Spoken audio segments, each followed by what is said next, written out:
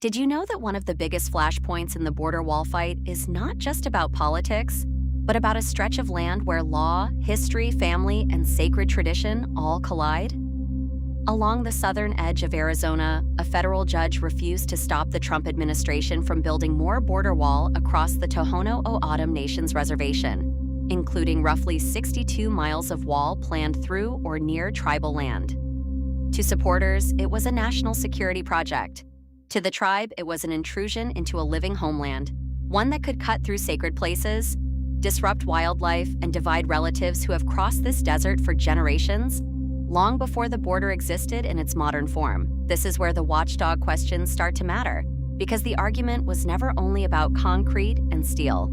It was about whether the government could move fast enough to build first and answer later, and whether a reservation boundary can be treated as if it were a simple line on a map when, in reality, it is the legal edge of a sovereign nation. The federal government said the wall was necessary to stop illegal crossings and smugglers. The tribe said it would bring lasting harm to lands that hold prayer sites, burial areas, washes, and habitats that are already under pressure from heat, drought, and repeated construction. For the Tohono O'odham Nation, this was not an abstract policy debate. It was personal. The reservation sits in a landscape where family networks extend across the international border, and where people have long traveled for ceremonies, visits, and everyday life. Many tribal members have relatives on the Mexican side, and the wall threatens to turn shared history into a physical barrier. That is why the objections were so forceful. Tribal leaders warned that building along the reservation would interfere with access to sacred sites, damage the environment, and deepen the sense that federal border enforcement is being imposed on native land without real consent. And there were emotional reactions to match the legal fight. Witnesses and tribal members described the wall as something more than a structure, something that would scar the desert and harden a place that has always been crossed by people, animals, and water. For many, the wall symbolized a government willing to treat their homeland as a corridor to be sealed, rather than a community to be respected.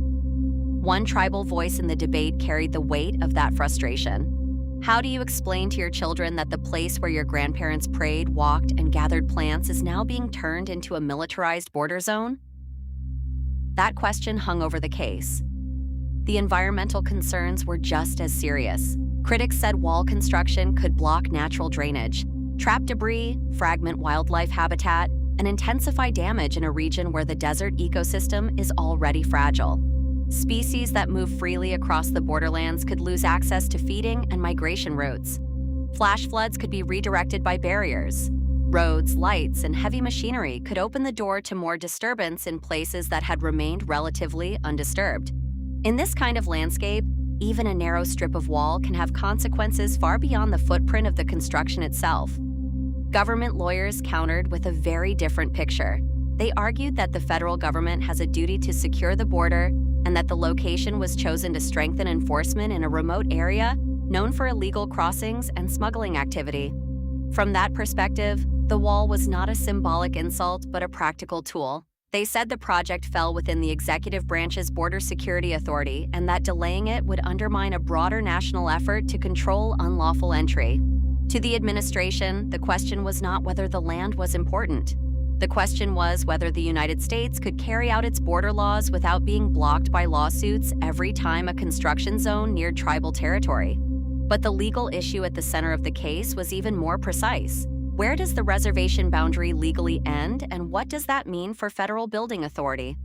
The tribe argued that the government was acting on or affecting tribal land in ways that ignored both sovereignty and consultation. The administration argued that it had the authority to proceed within federal land, or along areas where it had obtained the necessary permissions or waivers. That boundary dispute mattered because if the wall crossed into protected tribal interests, it raised hard questions about federal power, treaty obligations, and whether emergency border claims can override long-standing indigenous rights. In the end, the judge declined to block construction, allowing the administration to move forward for the time being.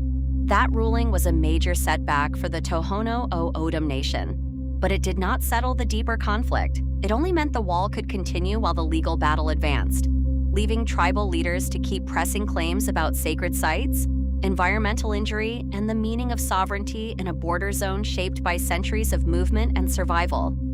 For the government, it was a victory in the push to keep building. For the tribe, it was a reminder that the fight was far from over.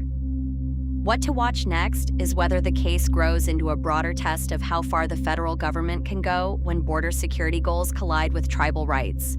Courts may still have to confront whether the reservation boundary was properly respected, whether consultations were meaningful, and whether the damage claimed by the tribe can be undone once the wall rises.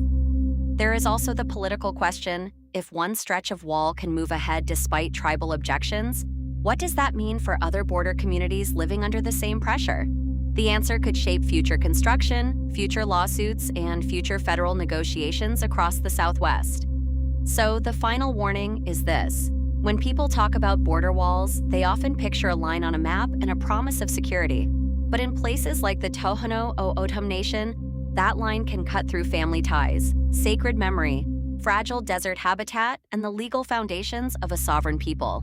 And once a wall is built, the hardest part may not be winning the court case. It may be living with what the court allowed to stand.